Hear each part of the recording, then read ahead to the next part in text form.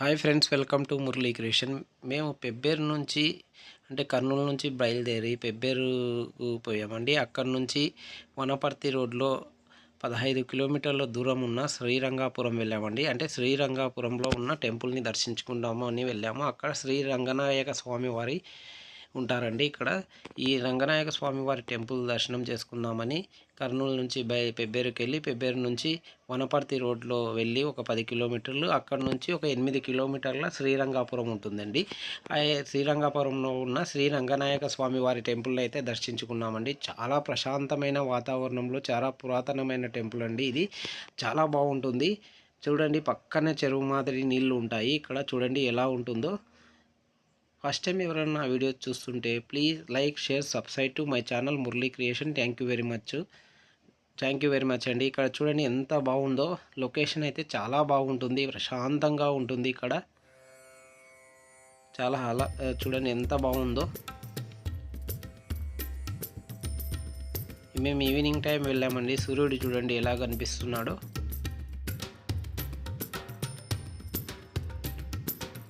Location అయితే చాలా బాగుంటుందండి. లోపల టెంపుల్ కూడా ఇంకా బాగుంటుంది.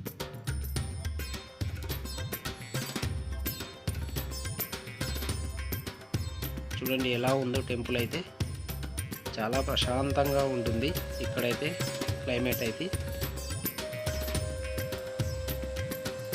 మనం కర్నూలు నుంచి పెబ్బేరు రావాలంటే పెబ్బేరు దాదాపుగా ఒక 60 కిలోమీటర్లు వస్తుందండి. 60 నుంచి అక్కడి నుంచి వనపర్తి వచ్చే రోడ్లో వెళ్ళాలి. వనపర్తి ఒక రోడ్లో 9 కిలోమీటర్లు వచ్చిన తర్వాత లోపలికి ఒక 8 కిలోమీటర్లు రావాలి. ఇటు ఓవరాల్గా మనకు ఒక 75 కిలోమీటర్ల దూరంలో ఉంటుందండి కర్నూలు నుంచి ఇక్కడికి.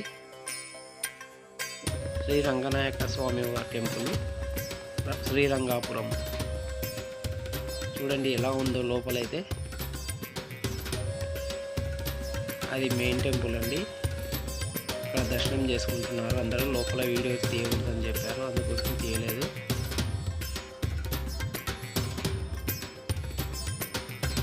చూడండి ఎంత ప్రశాంతంగా ఉందో.